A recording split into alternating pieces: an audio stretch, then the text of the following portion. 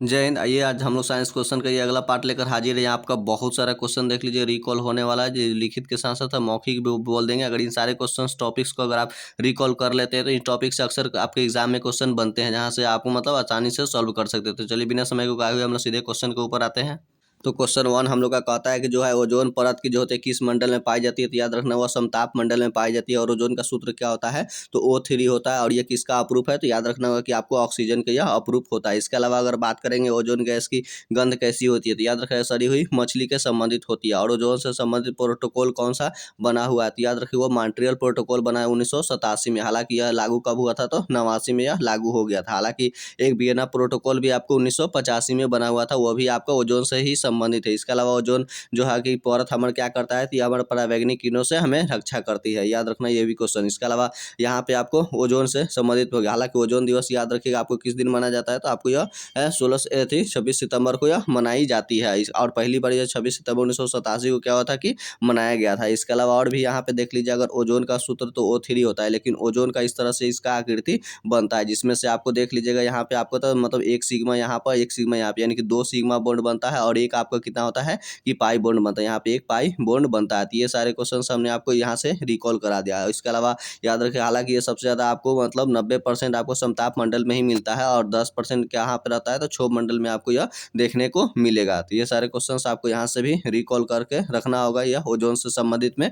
चलिए अगला क्वेश्चन के संबंध में हम लोग बढ़ते हैं कि पृथ्वी के सबसे करीब में स्थित कौन सा मंडल है। तो याद रखिए वो कौन सा है, हमारा क्षोभ मंडल है। इसमें भी अपनी शरीर से मौसमी घटना वगैरह घटती है, यानी कि आंधी तूफान बारिश वगैरह सारे मतलब इसमें क्षोभ मंडल में ही होती है ऐसे। और क्षोभ मंडल से ऊपर आपका होता है दूसरा नंबर पे समताप मंडल। समताप मंडल में क्या होता है, तापमान समान होती है, साथ साथ एरोप्लेन वगैरह यहीं पे आपको समताप में ही मिलता है। इसके अलावा ओजोन का हमने आपको बताया कि ये भी समताप में ही मंडल रहता है। इसके अलावा मध्य मंडल होता है, उसके बाद में आपका आयन मंडल होता है। आयन मंडल में वगैरह देखिएगा उल्का पिंड वगैरह चमकता है। इसके अलावा सेटेलाइट वगैरह सारे मतलब उड़ते हैं, सारे वह आयन मंडल में ही उड़ते हैं। मतलब सॉरी आयन मंडल में ही आपको क्या होगा कि उल्का पिंड व सेटेलाइट मतलब या चक्कर लगाते हुए रहता है। तो इसके अलावा और भी क्वेश्चन देख लीजिए, आपको जैसे पूछेगा आपको क्षोभ मंडल और समताप मंडल के मतलब बीच के अलग करने वाली रेखा को क्या कहा जाता है, तो ट्रोपोपाज कहा जाता है। उसी तरह से समताप और मध्य मंडल को अलग करने वाले को क्या कहा जाता है, तो स्ट्रोपोपाज कहा जाता है। और मध्य और मंडल और आयन मंडल को अलग करने वाला का उसको क्या कहते हैं, तो मेजोपाज कहा जाता है। और आयन मंडल और बाह्य मंडल को अलग करने वाली रेखा को एक्सपोपाज के नाम से जाना जाता है। तो ये सारे क्वेश्चन यहाँ से अक्सर आपको एग्जाम में आते रहते हैं। उसके अलावा यहाँ पे वही मंडल आ गया है, तो याद रखिएगा पृथ्वी को, यह है कि पृथ्वी के चारों ओर घेरने वाले जो होते हैं आकाश को क्या कहते हैं, पृथ्वी के चारों ओर घेरने वाले गैसों के आवरण को ही हम लोग क्या कहते हैं कि वायुमंडल कहते हैं। लेकिन अगर कह देगा कि पृथ्वी के चारों ओर घेरने वाले आकाश को क्या कहते हैं, आकाश को जैसे ही आकाश आपको लगा देगा तो याद रखिएगा उसे हम लोग ब्रह्मांड कहते हैं। और ब्रह्मांड का अध्ययन क्या कहलाता है, तो कॉस्मोलॉजी कहलाता है। तो ये सारे क्वेश्चन याद रखना। हालांकि यहाँ पे वायुमंडल से कुछ आया हुआ है, तो वायुमंडलीय दाब को मापने के लिए याद रखिए किसका हम लोग करते हैं, तो बैरोमीटर का प्रयोग करते हैं। तो बैरोमीटर का प्रयोग करते हैं। अब बैरोमीटर से संबंधित आप 4 पॉइंट अपना अक्सर एग्जाम में आपके आते ही रहते हैं। जैसे कि आपको कि बैरोमीटर का पाठ्यांक मतलब एकाएक मतलब एक अचानक से नीचे की ओर आता है, तो आंधी तूफान वगैरह आता है। जब धीरे धीरे की ओर नीचे की तरफ आती है, तो धीरे धीरे होती है, तो याद रखिएगा आपको कौन सा होता है, तो वर्षा होता है। उसी तरह से अगर धीरे धीरे ऊपर की ओर बढ़ता है मतलब पाठ्यांक में, तो याद रखिएगा मौसम शुष्क होता है और साफ हो जाता है, मौसम साफ होता है, आकाश साफ दिखा देता है। लेकिन अगर एकाएक अचानक से ऊपर की ओर उठता है, यानी कि चाक से ना ऊपर की तरफ में, तो याद रखिएगा मौसम कैसा होता है, अर्ध शुष्क हो जाता है, अर्ध शुष्क हो जाता है। तो ये 4 स्थिति आपको यहाँ से याद रखना होगा। चलिए अगला क्वेश्चन की ओर बढ़ते हैं। सूर्य का समीपतम ग्रह कौन सा है, तो याद रखिएगा हमारा सूर्य के सबसे निकटतम में आपको कौन होता है, बुध होता है। उसके बाद में अगर दूरी के हिसाब से अगर आप में मतलब यहाँ पे अध्ययन करिएगा तो ये आपको क्या होगा कि सूर्य हो गया। सूर्य के बाद में आपको यहाँ पर मिल जाता है ये आपका प्लूटो हो गया, मतलब ये प्लूटो का सॉरी यहाँ पे बुध हो गया, ये आपका बुध हो गया। उसके बाद में ये आपका शुक्र हो गया। शुक्र के बाद ये वाला आपका पृथ्वी हो गया। पृथ्वी के बाद ये आपका मंगल हो गया, और ये आपका बड़ा वाला ये बृहस्पति हो गया। उसके बाद में शनि हो गया, अरुण हो गया, और वरुण हो जाता है इस तरह से। तो इस तरह से यह दूरी के अनुसार ये आपको सजाया हुआ रहता है। और उसके बाद मतलब जो एक पेटी पाई जाती है, छो पेटी, यानी कि यहाँ पे यही मंगल और बृहस्पति के बीच याद रखना होगा। क्षुद्र ग्रह की ये सब पेटियां यहीं पे आपको मंगल और बृहस्पति के बीच रहता है। और यही उल्का पिंड वगैरह कभी मंगल ग्रह आगे की ओर चला जाता है और पृथ्वी पर आके गिर जाता है, तो उसे मतलब उल्का पिंड के नाम से हम लोग जानते हैं। हालांकि एक उल्का पिंड से झील का भी महाराष्ट्र का लोनार जो झील है वह बन गया है उसके कारण है। अब चूंकि यहाँ पे और भी क्वेश्चन वगैरह देख लीजिएगा, आपका बुध ग्रह सबसे कम समय में चक्कर लगाता है, 88 दिनों में ही आपको क्या होता है, चक्कर लगा लेता है। हालांकि केपलर ने दिया होता है ग्रहों का गति के नियम से समझ। हालांकि अभी वर्तमान में कितने ग्रह है आप जानते हैं, तो 8 ही है, पहला 9 हुआ करता था। अब यह 9 में प्लूटो को हटा दिया गया। प्राग जो सम्मेलन हुआ था, प्राग सम्मेलन 2006 में, उस समय इसको प्लूटो को हटा दिया गया। अब इसको बौना ग्रह के श्रेणी में रख दिया गया। क्यों हटा दिया गया? क्योंकि यह कभी मतलब इसके कोई मतलब निश्चित मतलब यह एक तो ग्रहों से सबसे ज़्यादा छोटा था। दूसरा कारण ये था कि अपना एक निश्चित इसका क्या होता है कि मतलब यह परिभ्रमण करने में इसकी निश्चित रेखाएं नहीं रहती, मतलब ये निश्चित परिक्रमण इसका नहीं होता था कभी, मतलब किसी के किसी में यह घुस जाया करता था कक्षाएं में। इसके कारण से भी और भी इसके मतलब दो तीन कारण थे, लेकिन इसके अलावा और यहाँ पे देख लीजिए मंगल ग्रह है। तो मंगल ग्रह पे मतलब याद रखिएगा यहाँ पे, तो ये तो दूरी के अनुसार हमने लिख दिया मंगल ग्रह। अब बात करते हैं, चूंकि उपग्रह के ऊपर अगर बात कर लेंगे तो बुध के पास में याद रखिएगा कोई भी उपग्रह नहीं है। उसी तरह से शुक्र के पास भी, यानी कि बुध के पास भी शुक्र मतलब 0 है। उसके बाद शुक्र ग्रह के पास भी आपको कितना है? 0 है, यानी कि इसके पास भी कोई उपग्रह नहीं है। पृथ्वी के पास एक है जिसे हम लोग चंद्रमा कहते हैं। उसके अलावा अगर बात करेंगे मंगल पे, मंगल पे बाद आपको 2 है, एक डिमोस है और फोबोस है। डिमोस जो है आपको याद रखिएगा सौर मंडल में सबसे छोटा उपग्रह के रूप में जाना जाता है। उसी तरह से आपको बृहस्पति के पास में अगर चलेंगे तो बृहस्पति के पास भी काफ़ी ज़्यादा हो संख्या में अब हो गया, इसका स्थान दूसरा नंबर पे आता है। और यह बृहस्पति का अगर सबसे बड़ा अगर देंगे तो गनीमेड, याद रखिएगा गनीमेड सबसे बड़ा उपग्रह है। उसी तरह से शनि का जो है कौन सा है? टाइटन सबसे बड़ा है। अभी वर्तमान में खोज वगैरह हुआ था तो शनि के पास में टोटल 145 गो उपग्रह की संख्या हो गई, यानी कि प्रथम स्थान पे आप शनि मार सकते हैं। उसके बाद अरुण के पास में याद रखिएगा, और अरुण ग्रह के पास में भी शनि के पास में टाइटन है, टाइटेनिया अरुण ग्रह के पास है, जबकि ट्रिटोन वरुण ग्रह के पास है। वरुण ग्रह के पास टोटल 14 गो उपग्रह मिलेंगे। तो ये सारे क्वेश्चन यहाँ से याद रखना होगा। उसी तरह से आपको याद रखिएगा शुक्र को भोर का तारा, साँझ का तारा, चमकीला तारा वगैरह इसको कहा जाता है। सूर्य का मतलब ये पृथ्वी का भगनी वगैरह ये सभी कहा जाता है। और पृथ्वी को नीला ग्रह के रूप में जानते हैं, जबकि मंगल को हम लोग लाल ग्रह के रूप में कहते हैं। लाल ग्रह के क्यों? क्योंकि आयरन मतलब लोहा के ऑक्साइड की उपस्थिति के कारण। पृथ्वी को नीला ग्रह इसलिए कहते हैं क्योंकि यहाँ पे मतलब लगभग मतलब 71% जल, जल का प्रकीर्णन के कारण पृथ्वी नीला दिखाई देता है। ये आपको याद रखना होगा। मंगल का तो हमने बता ही दिया। बृहस्पति को याद रखिएगा, यह बृहस्पति को हम लोग पीला ग्रह के रूप में जानते हैं, जबकि शनि ग्रह को हम लोग कैसा? काला ग्रह के रूप में जानते हैं। जबकि वरुण ग्रह को याद रखिएगा, इसको हम लोग ठंडा ग्रह के रूप में जानते हैं। जबकि अरुण ग्रह को यानी कि यूरेनस को हम लोग इसको हरा ग्रह के रूप में जानते थे। ये सारे क्वेश्चंस भी आपके अक्सर एग्जाम में यह क्वेश्चन आते ही रहता है। चलिए आगे की ओर बढ़ते हैं हम लोग। हालांकि सौर मंडल के सबसे प्रधान में आपको याद रखना होगा कि सूर्य ही होता है। और ये याद रखना होगा कि सूर्य में कैसी अभिक्रिया होती है, तो याद रखिएगा संलयन अभिक्रिया होती है। हालांकि ये संलयन में याद रखिएगा कैसा? अनियंत्रित श्रृंखलाएं जो इसमें चलती रहती है। सूर्य वगैरह में, सूर्य में भी होता है, तारा वगैरह में ये सब है, मतलब ये क्रियाएं होती रहती है। सूर्य का सतह का तापमान होगा याद रखिएगा 6000 डिग्री सेल्सियस होता है। केंद्र का तापमान 15 मेगा डिग्री सेल्सियस होता है। 15 मेगा डिग्री सियासी 1.5 गुने 10⁻7 डिग्री सेल्सियस होता है। यही 10⁻7 डिग्री सेल्सियस को हेंस बेस ने बताया होता है कितना डिग्री सेल्सियस पे क्या होता है कि नाभिकीय संलयन की अभिक्रियाएं होती रहती है। यानी कि इसमें से 2 हाइड्रोजन मिलकर एक हीलियम नाभिक का निर्माण करता है, जिसके कारण यह संलयन अभिक्रिया होती है। संलयन अभिक्रिया के आधार पर ही आपको याद रखना होगा कि हाइड्रोजन बम के चलता है, जबकि परमाणु बम यानी कि एटम बम आपको किस पे? तो विखंडन अभिक्रिया पे वह कार्य करता है। चलिए, तो ये सारे क्वेश्चंस भी आपको यहाँ से रिकॉल हमने आपको करा दिया। चलिए अगला क्वेश्चन की ओर बढ़ते हैं। यहाँ भी आपको रिकॉल कराएंगे सूर्य के सर्वाधिक दूर में स्थित ग्रह कौन सा है। तो जैसे कि हमने बताया कि वरुण ग्रह, यानी कि आपको ये नेपच्यून हो गया, इसका ही उपग्रह ट्रिटोन है। इसके अलावा जबकि मतलब ये टाइटन जो था वह शनि का है। उसके अलावा टाइटेनिया जो है वो अरुण का है, यानी कि यूरेनस का है। गनीमेड आपको बृहस्पति का, मंगल का हमने आपको बता ही दिया। अब यहाँ पे 2 क्वेश्चन से और भी थोड़ा सा याद रखिएगा। जैसे आपको वरुण ग्रह हो गया, यानी कि सॉरी यहाँ पे याद रखना है कि अरुण ग्रह हो गया। कौन सा हो गया? एक अरुण ग्रह हो गया, और एक आपको कौन सा हो गया? तो शुक्र ग्रह हो गया। ये आपको विपरीत चक्कर लगाते हैं। विपरीत करने का मतलब है आपको ये पूरब से पश्चिम की ओर, यानी कि पूरब से पश्चिम की ओर चक्कर लगाते हैं। बाकी सभी ग्रह याद रखना है वो आप अपना पश्चिम से पूरब की ओर क्या करते हैं? चक्कर लगाते हैं। हालांकि सूर्य का भी गति वैसा ही है, उल्टा ही है, यानी कि वह भी आपको पूरब से पश्चिम की ओर ही आपको चक्कर लगाता है। चूंकि यहाँ पे हमने आपको बताया कि अरुण और शुक्र का विपरीत चक्कर लगाते हैं, इसलिए यहाँ पे याद रखिएगा सूर्य उदय कहाँ पे होता है? पश्चिम में होता है। यानी सूर्य उगता है सूरज पूरा पश्चिम में, और जबकि डूबता है कहाँ पे है? तो पूरब में डूबता है। ये सारे क्वेश्चंस भी आपको यहाँ से रिकॉल रखना ही होगा किसी तरह से भी। सौर मंडल में कौन सा अत्यधिक तीव्र यानी कि चमकीला ग्रह है? जैसा कि हमने आपको बताया कि शुक्र ही है।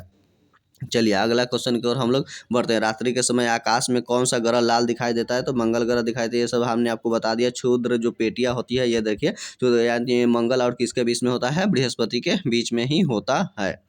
चलिए अगला क्वेश्चन की ओर बढ़ते हैं। पृथ्वी पर सर्वाधिक मात्रा में पाया जाने वाला तत्व कौन सा है? तो याद रखिएगा तत्व की अगर बात किया गया तो ऑक्सीजन ही है आपको।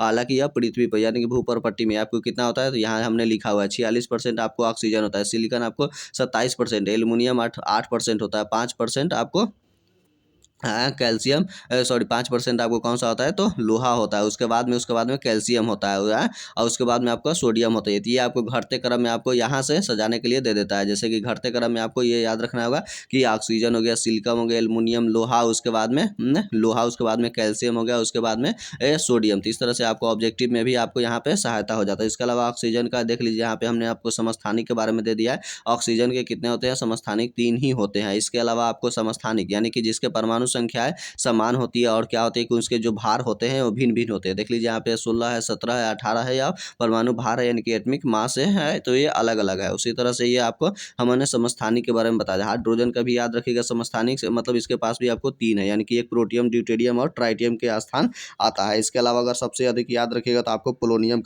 के पास में है सबसे ज़्यादा है। उसके पास में टोटल कितना है, 27 समस्थानिक आपको देखने को मिलेगा। और हाइड्रोजन की खोज किसने किया होता था, हेनरी कैवेंडिश नामक व्यक्ति ने किया होता। रदरफोर्ड ने आपको नाइट्रोजन की खोज की होता। ऑक्सीजन की खोज किसने किया होता था, आपको सीले ने किया हुआ था। हालांकि अक्रिय गैस के फिर रैमजे और रैले नामक व्यक्ति ने किया हुआ था। तो ये सारे क्वेश्चंस आपको याद रखना होगा। हालांकि हमारे शरीर में संवहन जो होती है वो ऑक्सीजन लेके जाता है, कौन ले जाता है, आरबीसी लाल रक्त कौन ले जाता है, या फिर आपको पूछेगा तो कि और भी गहरा थोड़ा सा डीपली में पूछेगा तो हीमोग्लोबिन लेकर जाता है। याद रखना कौन सा, तो हीमोग्लोबिन लेकर जाता है। और हीमोग्लोबिन से भी अगर छोड़ देगा तो एक हीमोग्लोबिन आपको कितने 4 ऑक्सीजन परमाणु का परिवहन करता है हमारे शरीर में। तो ये आपको कुछ यहाँ पे हमने आपको बता दिया भू प्रॉपर्टी से संबंधित में ये जो था। और याद रखें पृथ्वी का मतलब ये तो आपको हो गया। चलिए अगला क्वेश्चन की ओर बढ़ते हैं, तो वहाँ भी आपको रिकॉल कराएंगे सबसे अधिक उपग्रह वाला ग्रह कौन सा है, तो शनि है। आपको हमने बताया कि अभी हाल फिलहाल में कुछ खोज होने के पश्चात में टोटल 145 इसके पास में हो चुका है। जैसा कि बुध के पास 0 है और शुक्र के पास आपका 0 है, और 2 नंबर पे स्थान ग्रह के थी में, तो याद रखिएगा वो बृहस्पति का आता है। तीसरे याद रखना होगा उपग्रहों से संबंधित। चलिए हमारे सौर मंडल का कौन सी आकाश गंगा में स्थित है, तो हम लोग का जो सौर मंडल जो है वो हमारा सूर्य है, उसको मंदाकिनी कहते हैं, जिसे हम लोग दूध मेखला कहते हैं, यानी कि मिल्की वे के नाम से जानते हैं यहीं पे। इसके अलावा तारामंडलों या सुंदर तारों के पैटर्न को तारामंडल कहते हैं। और तारामंडल टोटल कितना है, तो 89 अभी वर्तमान में स्थित है। ये सारे क्वेश्चंस भी आपको रिकॉल रखना होगा। भोर का तारा, सांझ का तारा, और हमने पृथ्वी की भगनी वगैरह ये सब बताया था, तो हमने आपको बताया था शुक्र के बारे में। चलिए अगला क्वेश्चन, आकाशगंगा में सबसे चमकीला तारा कौन सा है, तो सबसे चमकीला तारा आपको कौन सा है, तो आपको साइरस है। साइरस को सबसे चमकीला तारा के रूप में जाना जाता है। और हमारे सूर्य से बाद जस्ट याद रखने के, सूर्य के बाद अगर कोई नजदीकी अगर कोई तारा है तो वह आपको कौन सा है, तो पराकिस्मा सेंचुरी है। पराकिस्मा सेंचुरी हमारे सूर्य से कितना दूरी पे है, तो 4.2 प्रकाश वर्ष, मतलब वह प्रकाश वर्ष के दूरी पर स्थित है। उसके बाद में दूसरे स्थान पर आता है अल्फा सेंचुरी का। था अल्फा सेंचुरी हमारे मतलब एथी से कितना दूर है, तो याद रखिएगा 4.3, यानी कि हमारे पृथ्वी से 4.3 प्रकाश वर्ष की दूरी पे है। जबकि ये हमारा जो पराकिस्मा सेंचुरी है 4.2 प्रकाश वर्ष की दूरी पर है। हालांकि हमने आपको बताया प्रकाश वर्ष किसका मात्रक है, तो याद रखिएगा दूरी का मात्रक है। उसी तरह से आपका समय को आप जानते हैं है कि समय को आपको सेकंड में मापते हैं, लेकिन एक समय का आपका मात्रक सेक भी होता है। कितने कौन सा होता है, तो सेक होता है। एक सेक बराबर होता है 10⁻8 से सेकंड के बराबर होता है। एक सेक बराबर 10⁻8 सेकंड के बराबर होता है। तो ये भी क्वेश्चन आपको याद रखना होगा। चलिए अगला क्वेश्चन की ओर बढ़ते हैं। बृहस्पति का अध्ययन करने वाला उपग्रह कौन सा है, तो याद रखिएगा वो कौन सा था, तो वाइजर 1 था, जो कि बृहस्पति का उपग्रह करने वाला। चलिए टाइटन किस ग्रह का उपग्रह है, तो हमने आपको बताया था टाइटन आपका शनि ग्रह का है, जबकि टाइटेनिया आपको अरुण ग्रह का है, यानी कि यूरेनस ग्रह का है। जबकि ट्रिटोन आपको किसका है, तो वरुण ग्रह का है। ट्रिटोन आपको किसका है, तो वरुण ग्रह के रूप में मिलेगा। चलिए नहीं, बिना उपग्रह वाला ग्रह कौन सा हो गया, तो आप देख रहे हैं कि बुध के पास भी 0 है और शुक्र के पास भी आपका 0 है।